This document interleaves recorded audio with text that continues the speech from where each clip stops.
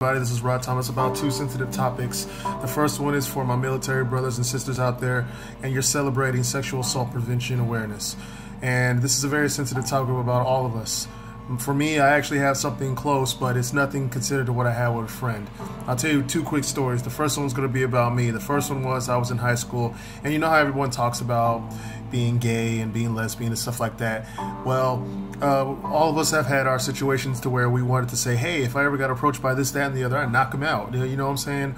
The problem is I've always heard all those things like that, but then one particular night, I had somebody, I didn't even know who this guy was, and he mistook me for something I wasn't, and it put me in an uncomfortable position, but nothing happened. But nevertheless, even if someone's in an uncomfortable position, they still feel the need. It's either fight or flight, and I was in a flightful position. Eventually, I had enough courage to just say, hey, I'm leaving, and I did, and that was my story. It's not as crazy as the next one. This next one was a friend of mine. I had first joined the military, and she came to me, and I noticed that she wasn't really happy as her usual self, and she told me that she had been raped.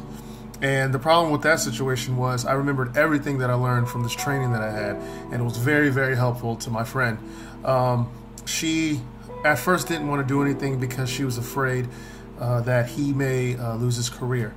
And being in a situation where you don't know what to do or what to happen, I totally understood, and I supported her regardless. I told her that I'd be there for her. I told her I'd be there to support her, be a good friend, and she eventually decided that she wanted to get the help.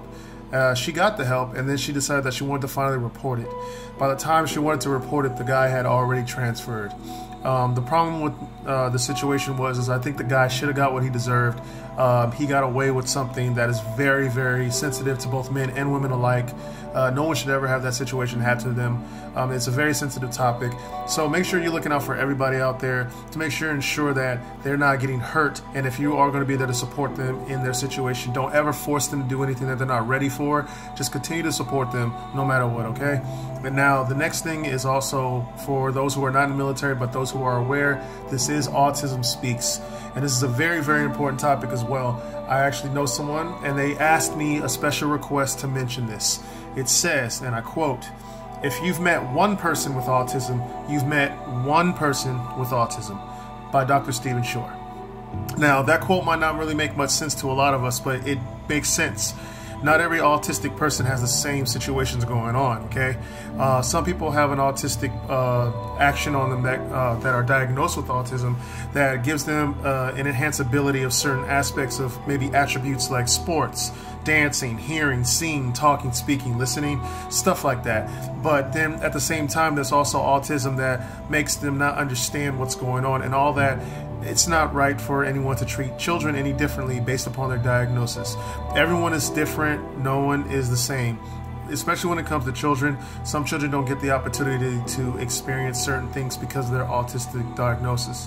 But at the same time, they still deserve a fair chance to be treated fairly like any other child. All I know is that Jen, she has a son, and the difference between someone with autism that you don't know to somebody who's actually in your family is totally different. You don't look at it the same when it's a personal thing. Also, when you're a parent of a autistic child, you take it to a different level of understanding. It's not just about, okay, my child's this, my child's that. That's fine. I'll just move on. Actually, it's a little bit deeper than that. You hold it dear. And also, autistic children can teach us a lot about simplicity, especially when it comes to life, the simple things that make us happy. Most of us tend to go out and we talk about the dumbest things, about trying to have more money and all that, but be just happy with the things that you can just eat, sleep, have clothes, and do simple things with the people that you care about. But also, when it comes to autism, make sure you understand what it's really about.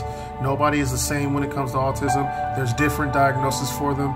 And when it comes to this month, do more and contribute. If you have to get out there and volunteer, I say do it as soon as you can. Support all and know all.